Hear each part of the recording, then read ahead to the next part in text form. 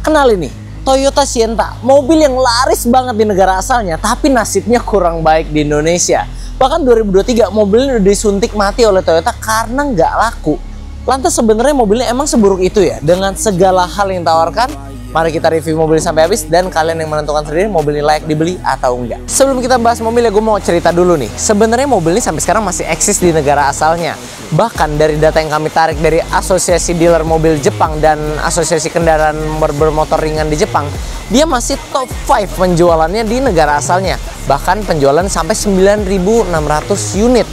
Saking populernya, mobil ini juga masuk serial anime yang gue juga kurang tahu sebenarnya karena gue bukan kurang wibu. Itu tuh kameramen lebih wibu. Berbanding terbalik dari Indonesia yang popularitas MPV kecil pintu geser kayak gini makin jarang kelihatan di jalan. Padahal kalau kita lihat beberapa mobil yang sama ada di Jepang dan di sini, itu laris loh. Contohnya Honda HR-V, Honda Jazz, dan Toyota Race. Nah, tapi sebenarnya kalau kita pilih mobil nih, apa sih yang kita dapatkan? Yuk kita lihat. Oke, jadi yang di samping gue ini adalah Sienta Q 2020 yang model facelift. Perbedaannya sih cukup kelihatan berbeda ya. Pertama dari bumper dan bodykit bagian depan sini yang sekarang tampilannya lebih sporty dan lebih kompleks. Apalagi list hitam yang dulu sebelum facelift dia lurus ke sini, sekarang dia jadi melengkung ke area sini. Nah, grillnya yang dulu lebih simpel sekarang juga lebih kompleks dengan aksen chrome yang melengkung seperti V-Motion Nissan, tapi ini di Toyota ya. Nah, kalau kita lihat headlampnya di varian tertinggi ini kita sudah dapat teknologi headlamp yang juga lebih advance dibandingkan tipe di bawahnya. Kita dapat DRL di sini yang melengkung seperti ini. Headlampnya udah proyektor juga, walaupun fog lampnya di sini masih bohlam dan berwarna kuning. Tapi nggak masalah, walaupun kelihatannya jadul, tapi kuning itu lebih efektif untuk menembus kabut. Oke, kalau dari samping siluetnya masih sama, nggak banyak yang berubah dari varian Sienta sebelumnya. Cuman yang sekarang udah dapat improvement di bagian spionnya. Sekarang udah ada auto retract, jadi kalau kita pencet kunci, dia udah langsung ngelipet. Nah, kalau door handle di sini dia sebenarnya sewarna dengan body, warna putih. Cuman dia udah pakai aksesoris yang melindungi. Biasakan tangan kita kuku masuk sini jadi lecet ya, nggak bagus. Nah, ini dia udah pakein cover di situ.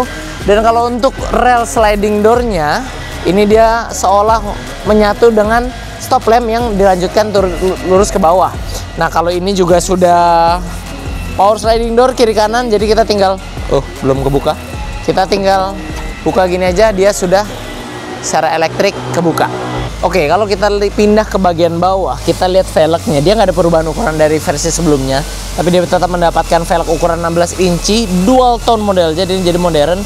Dan pengeremannya yang paling gue suka karena udah cakram depan dan juga belakang. Jadi kalian nggak perlu takut kalau masalah pengereman.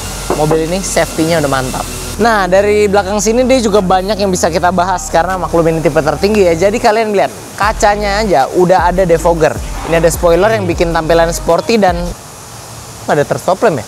Bercanda ya. Terstop lampnya tuh nggak kelihatan karena di dalam sini. Jadi memang kelihatannya clean gitu dari luar. Nah, untuk stop lampnya sendiri dia menggunakan LED yang di sini. Jadi sama alurnya seperti headlamp, itu cakep ya. Walaupun dia masih ada menggunakan bohlam nih untuk sen dan lampu mundurnya, tapi nggak masalah lah karena nggak terlalu gimana-gimana banget juga ya. Nah, ditarik ke bawah sini, lewatin reflektornya, nyambung ke sana. Jadi desainnya tuh seperti menyatu dari depan tadi, dari pintu sliding door masih nyambung ke sini ya kalau kalian lihat ya. Dia menggunakan kombinasi permainan warna juga di sini karena ada aksen chrome dan ada piano black sebelah sini. Dan untuk fitur-fiturnya ada kamera belakang dan ada sensor parkir. Oke, bagian depannya udah habis kita bahas. Sekarang kita masuk ke dalamnya, dan sebelum kita masuk, yang enak dari mobil ini adalah dia punya fitur smart entry. Jadi nggak perlu pegang kunci, dia udah langsung kebuka. Kalau mau kunci pun sama, kalian tinggal dari sini aja. Sekarang mau buka lagi, tinggal gini.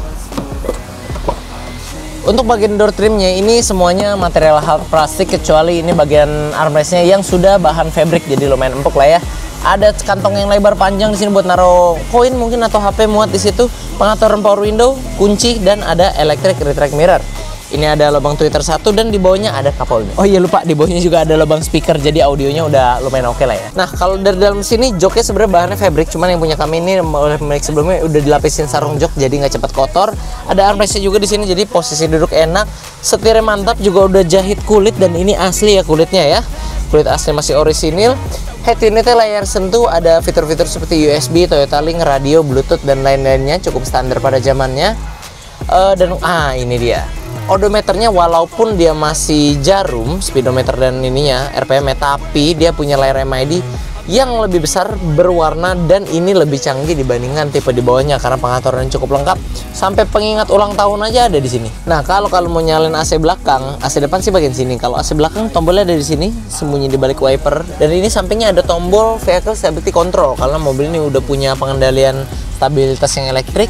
Lalu sebelah sini ada power sliding door, dua-duanya di sebelah sini. Ada juga tempat start stop engine di sini. Ini kantong kecil mungkin untuk taruh kunci mobil atau koin. Ada pengaturan arah sorot headlamp, lampu utama, dan ada cup holder di sebelah sini. Kalau bagian depannya sini sama juga seperti door trim ya, masih pakai material hard plastik semua, nggak bisa kita berharap baik juga. AC tampilannya sudah digital walaupun belum dual zone. Head unit tadi sudah gue jelasin fitur-fiturnya. Di sebelah sini ada card holder, mungkin kalau kalian taruh kartu etel kalian. Di sini ada tempat penyimpanan, bisa buat HP, mungkin muat masuk sini. Ada ini juga ya, power socketnya juga ya sebelah sini ya. Ada tempat penyimpanan lagi di bawah sini, dan ini tuas transmisi pakai model gate. Kalau rem tangannya masih pakai model manual otot. Dan kalau di bagian depan sini ada 3 tempat penyimpanan, 1, 2 open, dan yang ketiga tapi belum soft opening ataupun soft closing. Jadi intinya di depan sini memang cukup praktis dan banyak tempat penyimpanan ciri khasnya MPV Jepang ya. Jadi praktisnya berasa banget walaupun materialnya memang bukan yang paling mewah. Nah, di baris satu ini kalian juga akan menemukan dual SRS airbag sebagai fitur keselamatan. Jadi kalau amit-amit nabrak, kalian masih bisa ketolong sama airbag dengan catatan kalian wajib pakai seat beltnya. Ngomongin fitur keselamatan, mobil juga udah mendukung pengereman ABS. EBD juga ada. Jadi desain cakram depan belakang nggak cuma dibuat gaya-gayaan aja. Salah satu enaknya punya mobil MPV fitur geser adalah kepraktisannya. Kayak gini, Sienta udah punya power sliding door. Akan sangat memudahkan kalau kalian parkir sempit atau bawa banyak barang karena bukaannya itu full, jadi nggak kemakan sama pintu-pintu yang seperti biasa. Akses pun jadi mudah karena tinggal langsung masuk ke dalam. Kalau di belakang sini sih kurang lebih kepraktisannya sama, hanya saja material door trimnya masih sama seperti depan, full hard plastik tanpa ada lapisan fabric. Cuman dia ada tempat penyimpanan lagi dari sini, kecil satu di sini, dan ada cup holder di sebelah sini. Nah, kalau kantong penyimpanan di sini sudah ada kan udah pakai sarung jok. Ada cup holder lagi di situ, dan yang paling enak dia rata lantai sehingga nggak makan space kaki. Nah, bedanya dengan rival abadinya tuh si Honda Freed. Sienta ini nggak ada varian captain seat yang masuk Indonesia, bahkan sampai di tipe tertingginya yang kita dudukin sekarang. Kalau Freed kan dia captain seat. Kalau Sienta nggak. Positifnya sih ya dia lebih muat banyak ya untuk kalian nampung keluarga. Jadi bisa 3 orang. Bahkan kalau duduk tengah sini yang biasa ada tunnel, ini nggak ada tunnel, masih enak. Legroom pun lumayan lega untuk orang dewasa.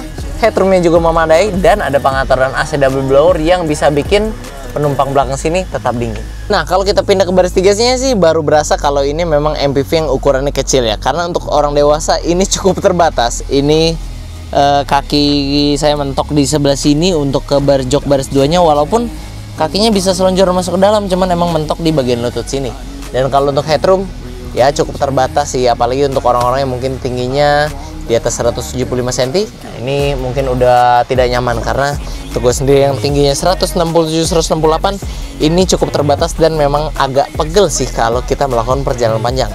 Tapi kalau untuk anak-anak harusnya masih memadai karena ini juga masih dikasih ada cup holder, dan untuk tempat taruh HP sebelah sini ada lubang speaker juga, dan di sini kalian juga bisa taruh barang lagi di sini. Jadi kepraktisan itu sampai baris ketiga. Nah, tadi kan gue bilang kalau di lutut itu memang mentok, tapi kakinya bisa masuk. Kenapa jok baris 2 disetting begitu tinggi oleh Toyota? Karena kalau emang kalian jok baris 3 nggak kepake, kalian bisa lipat, tapi nggak cuman lipat. Ini lipatnya memaksimalkan kapasitas bagasi. Jadi dia akan masuk ke kolong sini.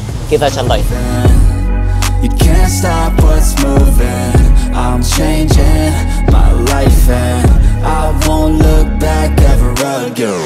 Sekarang yang tadinya space sampai segini ini kepake buat jok baris 3, bener-bener bisa hilang ke kolong baris 2 dan kalian bisa maksimalkan untuk taruh barang. Sejauh ini sih mobil yang punya fitur seperti ini cuman Sienta. Bahkan Honda yang terkenal praktis saja nggak kepikiran bikin fitur seperti ini di Honda Freed-nya. Untuk mesinnya sendiri seperti biasa Toyota menggunakan mesin andal mereka yang berkode 2NR1VE. Mesin ini mampu menyemburkan tenaga hingga 107 HP pada putaran 6000 rpm dan torsi maksimal hingga 140 Nm pada putaran 4200 rpm. Tenaga ini disalurkan ke penggerak roda depan dengan transmisi otomatis CVT. Walaupun transmisi CVT, kalau kalian lihat tuas transmisi dia ada mode manual. Ya kalian tahu ini fitur yang agak-agak gimmick sebenarnya. Kalau buat akselerasi sih nih mobil 0 sampai 100 kami cari 12 detikan. Bukan angka yang impresif, tapi memang ini mobil keluarga yang bukan kalian pakai untuk ngebut-ngebutan. Kalau kalian mau ngebut-ngebutan, kalian bisa pakai mobil Toyota kami yang warna merah yang satu itu tuh. Kalau kita bicara konsumsi bahan bakar, mobil ini juga bisa dibilang irit. Karena kami sendiri udah pernah uji coba video di sini. Waktu kami menggunakan tes jalan mobil ini dengan kondisi jalanan macet dalam kota, kami mendapatkan angka 12,3 km per liter. Yang tentunya itu bisa dibilang irit untuk mobil 1500 cc 3 baris. Karena kalau kita bandingkan dengan rivalnya si Honda Freed, dia pasti lebih boros karena masih menggunakan transmisi AT konvensional. Bisa disimpulkan kalau Toyota Sienta Q 2020 ini sebenarnya menurut kami masih layak dimiliki, mengingat dia jadi pemain tunggal di kelasnya MPV pintu geser, namun masih menawarkan fitur yang lengkap, model yang sporty, dan mesin yang irit pula. Walaupun tak bisa dipungkiri sekarang tren masyarakat lebih memilih mobil dengan ground clearance yang tinggi dan bermodel tangguh supaya ala-ala SUV begitu. Namun kalau kalian yang memang mencari mobil keluarga dengan harga yang sudah terjangkau dan kepraktisan yang tidak tertandingi, mungkin menurut kami Sienta ini masih bisa menjadi opsi yang patut kalian pikirkan. Sebelumnya mohon maaf dulu, kita closingnya jadi di dalam mobil karena di luar tiba-tiba hujan gede pas kita udah mau selesai syuting, nanti audio keganggu.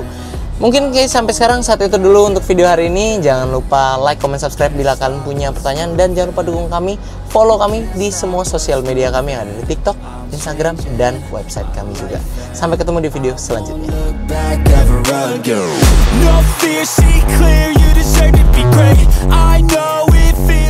Tunggu Pak, saya nemuin sesuatu Pak. Apa itu Pak? Anjir. Seat belt reminder stopper, barang haram yang sering kita edukasi ternyata ada di mobil dagangan kita. Kita bakar. Ini ada lagi Pak, nih. Ada lagi. Woi, ya ampun.